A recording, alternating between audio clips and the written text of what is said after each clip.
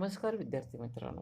आज आपण इयत्ता 9वी विषय भूगोल पाठ क्रमांक 2 अंतर्गत हालचाली या पाठाचा उत्तरार्ध आपण अभ्यासणार आहोत. बघा विद्यार्थी मित्रांनो, आजच्या या पाठाच्या पूर्वार्धामध्ये आपण भू मंद भू हालचाली याविषयीची माहिती घेतलेली आहे आणि या मंद भू हालचालीचे परिणाम काय होतात ते सुद्धा आपण अभ्यासलेले आहे. आता आपण खंड निर्माण करणाऱ्या हालचाली याविषयीची माहिती घेणार आहोत. हा पाठाचा उत्तरार्ध आहे. बघा की मंद भू हालचालीने पृथ्वीच्या केंद्राकडे किंवा पृथ्वीच्या केंद्रापासून भूकवचाच्या दिशेने होतात.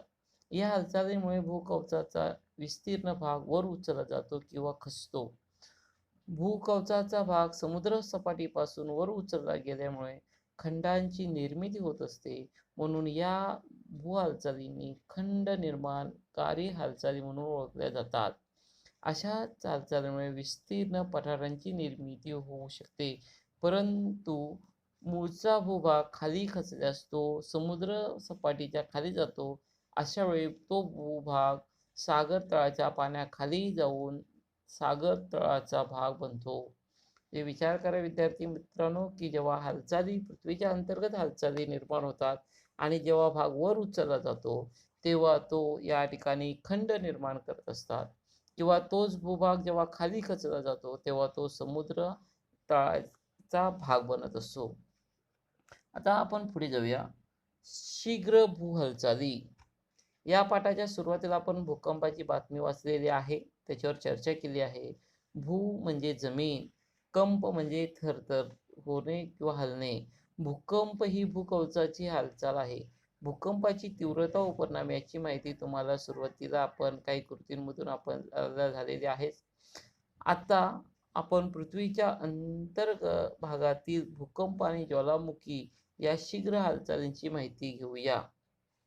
बघा, भूकंप भूपृष्ठाच्या अंतर्गत भागात होणाऱ्या हालचालींमुळे भूकवचात प्रचंड ताण निर्माण होतो.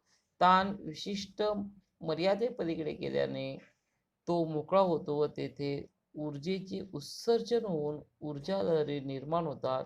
त्यामुळे भूपृष्ठ कंप पावते, म्हणजे भूकंप होतो. भूकंपाची तीव्रता रिश्टर या एककामध्ये भूकंप मापक यंत्राच्या सहाय्याने मोजतात. या ठिकाणी आपण भूकंप मापक यंत्र या ठिकाणी आहे. या भूकंप मापक यंत्राच्या सहाय्याने या ठिकाणी भूकंपाची तीव्रता जी आहे ती तीव्रता या ठिकाणी आपण मोजतो. या ठिकाणी पुन्हा एकदा बघा, आपण पाहू शकता की भूपृष्ठाच्या अंतर्गत भागामध्ये जेव्हा हालचाली होत असतात आणि तेव्हा प्रचंड प्रमाणात कवचामध्ये ताण निर्माण होतो आणि हा ताण मर्यादेच्या पलीकडे गेला का तो ताण मोकळा होतो आणि जेव्हा मोकळा होतो आणि ऊर्जेचं उत्सर्जन होतं त्यावेळेला जमीन कंप पावते, जमीन हलते. यालाच या ठिकाणी आपण भूकंप झाला असं म्हणतो. आता बघा विद्यार्थी मित्रांनो, या ठिकाणी भूकंप जे आहे या भूकंप नाभी आणि अपिकेंद्र हे दोन मुद्दे आपण अभ्यासणार आहोत. बघा विद्यार्थी मित्रांनो, भूपृष्ठाखाली होणाऱ्या हालचालींमुळे मोठ्या प्रमाणात ताण निर्माण होतो व तो साचत जातो. हा ताण भूकवचात ज्या ठिकाणी मोकळा होतो त्या ठिकाणी ऊर्जेचे उत्सर्जन होते, तेथे भूकंपाचे केंद्र असते. या ठिकाणी पाहू शकता तुम्ही की बघा की ज्या वेळेला या ठिकाणी भूपृष्ठाच्या खाली हालचाली घडत असतात, प्रचंड प्रमाणात ताण निर्माण होत असतो आणि तो ताण जो आहे हा भूकवचात ज्या ठिकाणी मोकळा होतो किंवा त्या ठिकाणी ऊर्जेचं उत्सर्जन होतं ते भूकंपाचं केंद्र असतं. या केंद्रास भूकंप नाभी असे म्हणतात.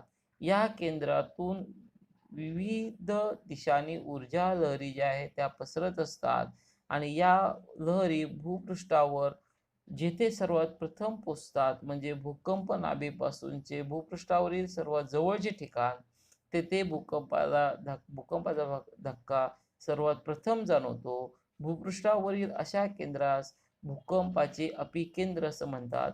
भूकंपाचे अपिकेंद्र हे भूकंप नाभीशी लंबरूप असते.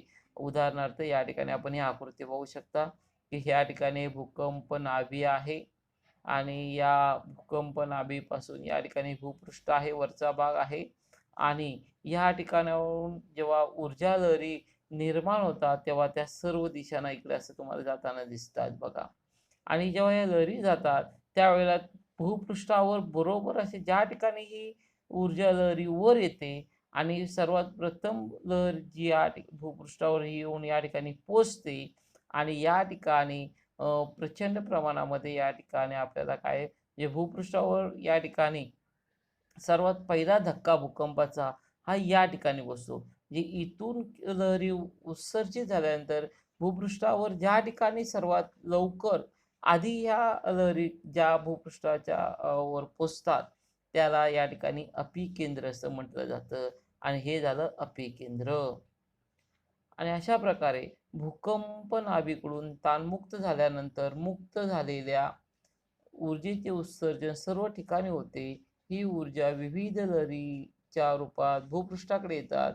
या भूकंप लहरींचे प्राथमिक, दुय्यम आणि भूपृष्ठ असे 3 प्रकार या ठिकाणी पडतात. या ठिकाणी आपण पाहू शकतो की पहिली आहे प्राथमिक लहरी. बघा, भूगर्भात ऊर्जेचे उत्सर्जन झाल्यावर या लहरी भूपृष्ठावर सर्वप्रथम पोचतात. या लहरी भूकंप नाभीपासून पृथ्वीच्या त्रिज्येच्या स्वरूपात सर्व दिशांनी भूपृष्ठाकडे अत्यंत वेगाने प्रवास करतात. या लहरीच्या मार्गातील खडकांमधील कण लहरींच्या वहनाच्या दिशेने पुढे मागे होतात. त्यामुळे या लहरींना पुढे मागे होणाऱ्या लहरी असेही संबोधतात. या लहरी घन, द्रव व वायू अशा तिन्ही माध्यमातून प्रवास करू शकतात. मात्र द्रव रूपातील प्रावरणातून प्रवास करताना त्यांच्या दिशेत बदल होतो. प्राथमिक लहरीमुळे भूपृष्ठावर इमारती पुढे मागे हलत असतात. अशा प्रकारे आपण त्या प्राथमिक लहरी आपण पाहिल्या. त्याच्यानंतर दुय्यम लहरी बघा की प्राथमिक लहरीनंतर भूपृष्ठावर पोचणाऱ्या लहरींना दुय्यम लहरी असं म्हटलं जातं किंवा त्यांना या अक्षरानं एस या लहरी असं सुद्धा म्हटलं जातं. या लहरी ही नाभी केंद्रापासून सर्व दिशांना पसरतात. त्यांचा वेग जो आहे हा वेग प्राथमिक लहरींपेक्षा कमी असतो. या लहरींच्या मार्गातील खडकांमधील कण लहरींच्या वहनाच्या दिशेने म्हणजेच वर खाली होतात. या लहरी फक्त घनपदार्थातूनच प्रवास करतात, परंतु द्रव पदार्थ शिरल्यावर त्यामध्ये शोषल्या जातात. या लहरींमुळे भूपृष्ठावर इमारती वर खाली हलतात. प्राथमिक लहरींपेक्षा या अधिक विध्वंसक असतात. म्हणजे या ठिकाणी आपण पाहू शकता की प्राथमिक लहरी आणि या ठिकाणी दुय्यम लहरी. जेव्हा विद्यार्थी मित्रांनो जर आपण तुलना केली तर प्राथमिक लहरी ज्या आहेत या प्राथमिक लहरीमुळं या ठिकाणी भूपृष्ठावरील इमारती या पुढे मागे सरकतात. इमारती ज्या आहेत त्या पुढे मागे सरकतात. परंतु जेव्हा दुय्यम लहरी वाहतात तेव्हा इमारती ज्या आहेत या भूपृष्ठावरील इमारती ह्या वर खाली होत असतात आणि त्याच्यामुळे ह्या ज्या दुय्यम लहरी ज्या आहेत त्या अतिशय विध्वंसक असतात आणि त्याचा परिणाम भूपृष्ठावरती अतिशय वाईट परिणाम होताना आपल्याला दिसेल. बघा, पुढचा आहे लहरीचा प्रकार भूपृष्ठ लहरी. प्राथमिक व दुय्यम लहरी भूपृष्ठांपर्यंत म्हणजे अपिकेंद्र जे आहे येऊन पोचल्यानंतर भूपृष्ठ लहरींची निर्मिती होते. या लहरी भूकवचात पृथ्वीच्या परिघाच्या दिशेने प्रवास करतात. त्या अतिशय विनाशकारी असतात. म्हणजे बघा, या भूपृष्ठ लहरी ज्या आहेत त्या अतिशय विनाशकारी आहेत. या लहरी जेव्हा भूकवचात पृथ्वीच्या परिघाच्या दिशेने प्रवास करतात तेव्हा त्या अतिशय विनाशकारी असतात. पुढचा मुद्दा आहे भूकंप मापन यंत्र. या ठिकाणी आपण भूकंप मापन यंत्र पाहिलेलं आहे. या मला परत दाखवतो. या ठिकाणी भूकंप मापन यंत्र आहे, साधं यंत्र आहे. या ठिकाणी आपण पाहू शकता या ठिकाणी हा आलेख कागद आहे. या ठिकाणी एक स्प्रिंग लावलेली आहे. या ठिकाणी हा दर्शक आहे आणि हे स्टँडवर हे यंत्र उभं केलेलं आहे.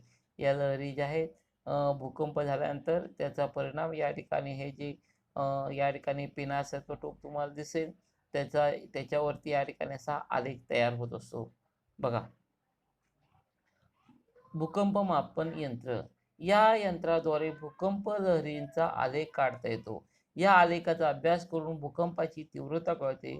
2.11 मग आता दाखवल्याप्रमाणे साधे भूकंप मापन यंत्र आहे, त्यावर तयार होणारा आलेख दाखवला आहे. आता अद्ययावत तंत्राच्या सहाय्याने सुद्धा या ठिकाणी भूकंप मापन केंद्र तयार करण्यात आलेले आहे. या ठिकाणी बघा, करून पहा, तुम्हाला दिलेले तुम्ही या ठिकाणी पाहू शकता. या ठिकाणी सुद्धा बघा, आकृती 2.14 मध्ये काही विद्यार्थी दाखवत आहेत. या ठिकाणी दोरी आहे विद्यार्थ्यांच्या हातात. या ठिकाणी विद्यार्थी दोरी ओढतायत. या ठिकाणी विद्यार्थ्यांनी दोरी असं म्हणजे जवळ आणलेले काय होते ते दिसते बघा, आपण पाहू शकता. या ठिकाणी एका मोठ्या ताटामध्ये रांगोळी घेतलेली आहे. आता ताटातील खालच्या बाजूने बोटाने टिचकी मारा, मग काय होते त्याचं निरीक्षण करा. अशा प्रकारे तुम्हाला काम सांगितलेलं आहे. हे बघू शकता तुम्ही. या ठिकाणी बघा की हे जे चित्र पाहिल्यानंतर आपण बघू शकता की हालचाली ज्या आहेत कशा प्रकारे होतात, की भूपृष्ठ लहरी खडकांची हालचाल वर खाली किंवा किंचित वाकडी तिकडी कशी होते, त्याच्यासाठी या ठिकाणी हे आपल्याला हा प्रयोग दिलेला आहे. आपण पुढे जाऊया. पुढचा मुद्दा आहे भूकंपाचे परिणाम. बघा, भूकंपाचे परिणाम खूप महत्त्वाचं आहे. परीक्षेमध्ये याच्यावर आधारित आपल्याला प्रश्न येऊ शकतात. भूकंपाचे परिणाम लिहा. पहिला आहे भूकंपाचा परिणाम जमिनीला तडे पडतात. दुसरा आहे भूमिपात होऊन दरडी कोसळतात. तिसरं आहे काही वेळा भूजलाचे मार्ग बदलतात. उदाहरणार्थ विहिरींना पाणी येते किंवा विहिरी कोरड्या पडतात. काही प्रदेश उंचावले जातात तर काही प्रदेश खचतात. सागराच्या पाण्यात सुनामी लाटा निर्माण होतात. या लाटांमुळे किनारी भागात मोठ्या प्रमाणात जीवित व वित्तहानी होऊ शकते. हिमच्छादित प्रदेशात हिम कोसळतात. इमारती कोसळून जीवितहानी व वित्तहानी होते. वाहतुकीचे मार्ग खंडित होतात आणि संदेशवहन व्यवस्था कोलमडते. अशा प्रकारे या ठिकाणी आपण हे परिणाम पाहू शकता. बघा पुन्हा एकदा की या ठिकाणी आपण पाहता की जमिनीला तडे पडतात, जमिनीला भेगा जातात भूकंप झाल्यानंतर. त्याच्यानंतर कधी कधी जमिनीमध्ये काय होतं की जमिनीवर दरडी कोसळत असतात. भूमिपात होते म्हणजे दरडी कोसळतात. त्याच्यानंतर काही वेळेला या ठिकाणी भूजलाचे मार्ग म्हणजे जमिनीखाली जो पाण्याचा साठा आहे त्यामध्ये काही विहिरींना कधी कधी पाणी येतं किंवा काही विहिरी ज्या आहेत ते पाणी सुद्धा त्या विहिरींचं नाहीसं होतं, त्याला कोरड्या विहिरी पडतात असं म्हटलं जातं. काही प्रदेशामध्ये काही प्रदेश उंचवले जातात किंवा उंचवटे निर्माण होतात, तर काही प्रदेश खचतात. हे सर्व भूकंपाचे परिणाम आहेत. भूकंप आल्यानंतर सागराच्या पाण्यात सुनामी सारख्या लाटा निर्माण होतात. सागरी लाटांमुळे किनारी भागाचं मोठ्या प्रमाणात जीवित व वित्तहानी होऊ शकते. हिमच्छादित प्रदेशाकडे हिम सरकतात. मग हिमच्छादित प्रदेशामध्ये हिमकडे जे आहे ते हिम जे आहे ते या ठिकाणी कोसळतात. भूकंपामुळे इमारती कोसळून मोठ्या प्रमाणात जीवित व वित्तहानी होऊ शकते. वाहतुकीचे मार्ग खंडित होतात. संदेशवहन व्यवस्था जी आहे ती पूर्णपणे कोलमडून जाते. पुढचा मुद्दा आहे ज्वालामुखी. बघा की पृथ्वीच्या प्रावरणातून तप्त असे द्रव, घन आणि वायू पदार्थ पृथ्वीच्या पृष्ठभागावर फेकले जातात. हे पृथ्वीचं जे प्रावरण आहे म्हणजे पृथ्वीच्या भूकवचाच्या खालचा भाग, त्यामध्ये तप्त अशा प्रकारचे द्रव आहे, घनरूप पदार्थ आहेत आणि वायू पदार्थ जे आहेत ह्या पृथ्वीच्या बाहेर फेकले जातात.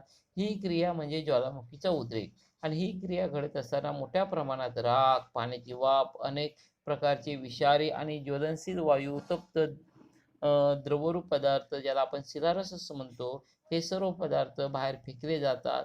आणि या सर्वाला या ठिकाणी हा जो शिलारस आहे त्याला लाव्हारस असं सुद्धा म्हटलं जातं. बघा, उद्रेकाच्या स्वरूपानुसार ज्वालामुखीचे 3 प्रकार जे आहेत ते पडतात. या ठिकाणी दिलेले आहे बघा. पहिला आहे केंद्रीय ज्वालामुखी. या ठिकाणी आपण आकृतीमध्ये पाहू शकता. बघा, उद्रेकाच्या वेळी शिलारस भूपृष्ठांतर्गत मोठ्या एका नलिकेसारखा भागातून वर येतो व बाहेर आलेला लाव्हारस हा नलिकेच्या मुखाभोवती पसरतो. त्यामुळे शंकूच्या आकाराचे ज्वालामुखी पर्वत तयार होतात.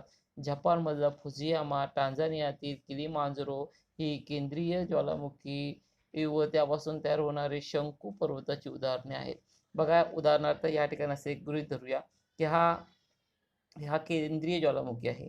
या ठिकाणी कसं होतं लक्षात घ्या, की या ठिकाणी ही जमीन सपाट पृष्ठभाग असेल आणि इथून असा वरच्या दिशेनं या ठिकाणी नलिकेसारखा आकार तयार होऊन त्याच्यातून ज्वालामुखी जो आहे किंवा लावा रस असा बाहेर येतो आणि बाहेर आल्यानंतर त्याचे थरावर थर या ठिकाणी काय होतात, साचत जातात.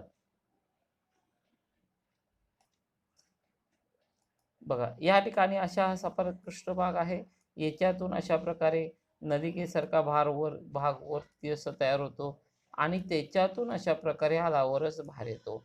दोन्ही बाजूला असा लावारस जो आहे तो लावारस असा येऊन बाहेर साचतो आणि या ठिकाणी असा साचल्यानंतर त्याच्यापासून या ठिकाणी असे शंकूचा आकार तयार होताना दिसेल आणि असा शंकूचा आकार हा जो तयार झालेला आहे, हा शंकूच्या आकारापासून हा एक प्रकारचा पर्वत तयार झालेला आहे आणि असा हा पर्वत आपल्याला जपानमध्ये फुजियामा, टांझानियातील किलिमांजारो हा त्याचं उदाहरण आहे. त्याच्यानंतर भेगीय ज्वालामुखी. बघा, ज्वालामुखीचा उद्रेक होताना लावारस ज्यावेळी एखाद्या नलिकेऐवजी तळ्यांमधून बाहेर पडतो, म्हणजे भेगा ज्या आहेत त्या भेगातून असा बाहेर पडतो. म्हणजे या ठिकाणी लावारस जसं नलिकेमधून बाहेर येत नाही, तर असे जमिनीवर जे तडे जातात त्या तड्यांमधून हा लावारस बाहेर पडत असतो. त्याला भेगीय ज्वालामुखी असं म्हटलं जातं. या ज्वालामुखी उद्रेकातून बाहेर पडणारे पदार्थ हे तड्यांच्या दोन्ही बाजूला पसरतात व या ज्वालामुखीय पठारे तयार होतात. भारतातील दख्खनचं पठार हे त्याचं उदाहरण आहे. या ठिकाणी आकृतीमध्ये पाहू शकता. मगाशी आपण पाहिलं ते वेगळ्या प्रकारचं आहे. बघा, या ठिकाणी आपण मगाशी पाहिलं ते केंद्रीय होतं, आता या ठिकाणी भेगीय आहे. या ठिकाणी बघा भेगा पडल्या आहेत. या ठिकाणी अशी एक भेग पडलेली आहे. इथून असं बाहेर पडतोय. जिकडून तिकडून असं जमिनीला तडे ज्या भागात जातात त्या तड्यातून लावारस बाहेर येतो आणि अशा प्रकारे भेगीय ज्वालामुखी हे त्याचं उदाहरण आहे आणि हे भेगीय ज्वालामुखीमुळं या ठिकाणी पठार तयार होतात आणि भारताचं दख्खनचं पठार जे आहे ते त्याचं उदाहरण आहे. बघा, तुम्हाला सांगितलंय की हे नेहमी लक्षात ठेवा. याचं वाचन करणं गरजेचं आहे, की बघा ज्वालामुखीच्या उद्रेकानुसार 3 प्रकार पडतात सांगितलेलं आहे मगाशी. वर्तमानात वारंवार उद्रेक होत असतो अशा ज्वालामुखीला जागृत ज्वालामुखी, हे जो ज्वालामुखी सतत होत असतो. वर्षाच्या 12 महिने त्याच्यातून लावारस बाहेर येतो. त्याला या ठिकाणी जागृत ज्वालामुखी असं म्हटलं जातं. जपानमधलं फुजियामा आहे आणि भूमध्य सागरात स्ट्रॉम्बोली नावाचं आहे. हे 2 ज्वालामुखी जो आहे ते जागृत आहेत. आता काही ज्वालामुखी जे आहेत ते निद्रस्त ज्वालामुखी असतात. काही काळ शांत असतो, पुन्हा कधीतरी एकदम जागृत होतो. त्या ज्वालामुखीला सुस्त किंवा निद्रिस्त ज्वालामुखी असं म्हटलं जातं. आणि काही ज्वालामुखी जे आहे, एकदा ज्वालामुखी उद्रेक झाला का पुन्हा भविष्यात उद्रेक होण्याची शक्यता कमी असते. त्याला मृत ज्वालामुखी असं म्हटलं जातं. टांझानियातील किलिमांजारो त्याचं उदाहरण आहे. आता या ठिकाणी पुन्हा काही प्रश्न आपल्याला दिलेले आहेत. नकाशाशी मैत्री हे आपल्याला सांगितलेलं आहे, बघूया. आकृतीत 2.18चं आपल्याला वाचन करायला सांगितलेलं आहे. 2.18 आणि त्यावर आधारित आपल्याला काही प्रश्न दिलेले आहेत. त्या प्रश्नांचं आपल्याला उत्तर द्यायचे आहेत. बघा, प्रश्न या ठिकाणी आहेत. त्या प्रश्नांवर आधारित या 2.18 या ठिकाणी ही आकृती आहे.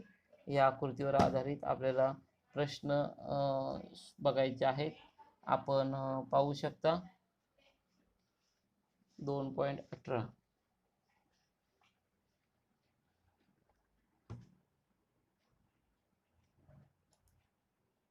बघा, पहिला प्रश्न आहे, नकाशातील भूपट्ट सीमांचे निरीक्षण करून भूपट्टांची नावे लिहा.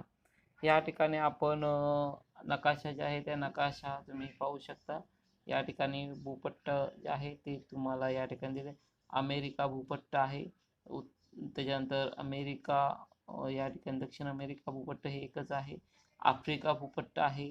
त्याच्यानंतर युरेशिया भूपट्ट आहे आणि भारत ऑस्ट्रेलिया भूपट्ट आहे.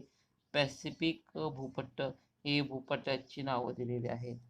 पुढचा प्रश्न आहे की बघा, दक्षिण व उत्तर अमेरिकेतील भूकंपाचे क्षेत्र खंडाच्या कोणत्या बाजूला आहे?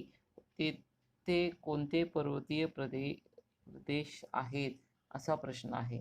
आता बघा ह्या प्रश्नाचं उत्तर आपण या ठिकाणी नकाशामध्ये पाहू शकाल. बघा की उत्तर व दक्षिण अमेरिकेतील भूकंपाचे क्षेत्र खंडाच्या कोणत्या बाजूला आहे? तर खंडाच्या कोणत्या बाजूला आहे? तर या ठिकाणी तुम्हाला दिसेल बघा, या ठिकाणी खंडाच्या पश्चिमेला आहे. भूकंपाचे क्षेत्र या भागामध्ये आहे. का? तर या ठिकाणी रॉकीज आणि अँडीज हे पर्वत जे आहे ते या भागामध्ये आपल्याला पाहायला भेटतील. पुढचा प्रश्न आहे बघा विद्यार्थी मित्रांनो, की आशिया खंडात भूकंपप्रवण क्षेत्र कोणत्या पर्वतीय भागात आहे? तर या ठिकाणी आता आपण बघू शकता की भारताचा जर विचार केला, आशिया खंडाचा विचार केलेला आहे. आशिया खंड हे या ठिकाणी आहे, आशिया खंड. तर या ठिकाणी कोणत्या भागामध्ये आहे? तर हिमालय पर्वतरांगा व सिएन शान आणि हिंदुकुश, अल्बुर्ग हे जे पर्वत आहेत या भागामध्ये या ठिकाणी भूकंप प्रवण क्षेत्र आहे. पुढचा प्रश्न आहे, आफ्रिका खंडात ज्वालामुखी कोणत्या प्रदेशात एकवटलेले आहेत? त्यांचे कारण काय असावे? बघा आता आफ्रिका खंडाचा जर आपण विचार केला तर या ठिकाणी आफ्रिका खंड आहे. या ठिकाणी आफ्रिका खंड आहे. आता या आफ्रिका खंडात ज्वालामुखी कोणत्या प्रदेशात एकवटले आहे त्याचे कारण काय असावे? बघा की आफ्रिका खंडामध्ये या ठिकाणी कारण जे आहे खचदरी जवळ आहे. खचदरीच्या जवळ या ठिकाणी हे ज्वालामुखीय प्रदेश जो आहे तो एकवटलेला आहे. कारण काय? तर या ठिकाणी भूपट्ट निर्मितीच्या सीमा ज्या आहेत त्या त्या ठिकाणी आढळतात. म्हणजे या खचदरीच्या दरम्यान आपल्याला भूपट्ट निर्मितीच्या सीमा क्षेत्र जे आहेत ते त्या भागामध्ये आढळतात आपल्याला. पुढचा प्रश्न आहे, भूकंप क्षेत्र, ज्वालामुखीचे वितरण आणि भूपट्ट सीमा यांचा सहसंबंध जोडा. किंवा काय असेल सहसंबंध? तर विद्यार्थी मित्रांनो बघा की याचा जर आपण विचार केला तर भूअंतर्गत हालचालीमुळे भूपट्टात सतत हालचाली होत असतात. ते कधी एकमेकांवरती आढळतात तर ते कधी परस्परांच्या विरोधी या ठिकाणी घर्षण होत असते किंवा परस्परांच्या विरोधी जातात. कधी घर्षण होत असतात, एकमेकांवर खालीवर होत असतात किंवा एकमेकांवरती वरती चढतात किंवा एका विरुद्ध दिशेने जात असतात. आणि अशा प्रकारे ह्या ठिकाणी सर्व घडत असल्या कारणानं भूकंप क्षेत्र किंवा ज्वालामुखीचा या ठिकाणी किंवा भूपट्ट सीमा यांचा एकमेकांशी संबंध अशा प्रकारे आपल्याला जोडता येऊ शकतो. आता आपण भौगोलिक स्पष्टीकरण बघूया. बघा या ठिकाणी आपण पाहू शकता की भौगोलिक स्पष्टीकरणामध्ये दिलेलं आहे की आकृती 2.18चा विचार करता तुमच्या लक्षात येईल की भूपट्ट सीमांचा भूकंप क्षेत्र व ज्वालामुखी क्षेत्र यांचा थेट संबंध आहे. बहुतेक ज्वालामुखी जे आहेत हे त्या सीमांवर आहेत. म्हणजे ज्या ज्या ठिकाणी ज्वालामुखी कुठे कुठे होतात तर आपण पाहू शकतो की सीमा ज्या आहेत, भूपट्टाच्या ज्या सीमा आहेत या भूपट्टाच्या सीमांवरती या ठिकाणी ज्वालामुखीचा उद्रेक म्हणा किंवा भूकंप जे आहेत हे भूकंप क्षेत्र त्या ठिकाणी निर्माण होताना आपल्याला दिसतील. भूपट्ट सीमांच्या ज्या भागात भूप्रदेश भूकवचाच्या आत जातो त्या ठिकाणी भूपट्टचा ऱ्हास होतो. अशा सीमांना भूपट्ट ऱ्हास सीमा असं म्हटलं जातं. ज्या सीमांच्या क्षेत्रात नवीन भूपृष्ठ आकाराला येत असतात अशा सीमांना भूपृष्ठ निर्मिती सीमा असं म्हटलं जातं. या दोन्ही क्रिया भूकवचात सतत होत असतात, घडत असतात. आता ज्वालामुखीच्या उद्रेकाचे परिणाम बघूया. बघा ज्वालामुखीच्या उद्रेकामुळे जीवितहानी आणि वित्तहानी मोठ्या प्रमाणात होत असते. महासागरात ज्वालामुखीमुळं काही वेळेस सुनामी सारख्या लाटा येतात. आपणास माहिती आहे सुनामी लाटा महाभयंकर असतात, विध्वंसक असतात. आणि या जेव्हा ज्वालामुखीचा उद्रेक होतो महासागरामध्ये तेव्हा सुनामी सारख्या लाटांची निर्मिती होत असते. ज्वालामुखीतून बाहेर पडणारी धूर, राख, वायू, पाण्याचे इत्यादी घटक दीर्घकाळ वातावरणात राहिल्याने त्यामुळे पर्यावरणाचं संतुलन बिघडतं. ज्वालामुखीच्या राखेमुळे जमीन सुपीक बनते. याचा एक फायदा सुद्धा आहे बघा, ज्वालामुखीच्या राखेमुळे जमीन सुपीक जमीन बनते. लाव्हारसामुळे अनेक प्रकारची खनिजे भूपृष्ठाजवळ उपलब्ध होतात. हे भूगर्भामध्ये असणारी जी खनिज आहे ते भूपृष्ठाच्या वरती येतात. ज्वालामुखीच्या उद्रेकामुळे भूमी निर्माण होते किंवा एखादे बेट नष्ट होऊ शकते. जे ज्वालामुखीच्या उद्रेकामुळे नवीन जमीन सुद्धा तयार होऊ शकते किंवा एखादं बेट असेल तर ते बेट उद्ध्वस्त होऊ शकते. मृत ज्वालामुखीच्या मुखाशी साचलेले पाणी पाणी जमा होऊन सरोवर निर्माण होऊ शकतात.